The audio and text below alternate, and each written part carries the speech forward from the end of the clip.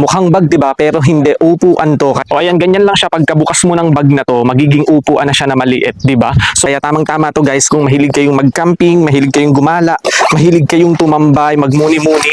So magagamit mo 'to, guys, kasi napakaganda, guys. Napaka-portable lang nito, napakadaling dala-dalahanin. Kasi imagine isang maliit na bag tapos ngayon magiging upuan mo na.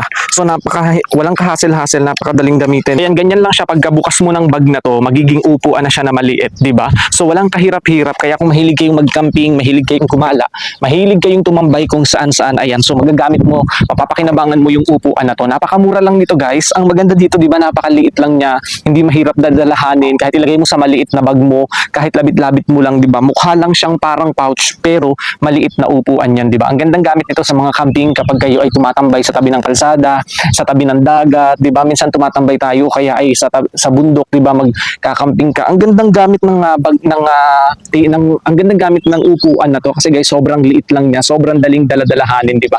Hindi siya hassle, 'di ba? Ang ganda, makakaupo ka na. At saka kahit mabigat ka, medyo malaki ka, kayang-kaya ka nito. Metal na nga rin pala 'yan, matibay itong upuan na to. Kaya talaga namang perfect to, guys. Sobrang mura, 'di ba? Pag titiklopin mo, guys, gaganituhin mo lang siya, tapos i-fold mo lang to, then i-zip mo na ulit itong maliit na bag. So back to small bag na ulit siya, 'di ba? Akala mo maliit na bag pero, guys, upuan 'yan, 'di ba? Sobrang ganda. Panalo. Kaya go check out na.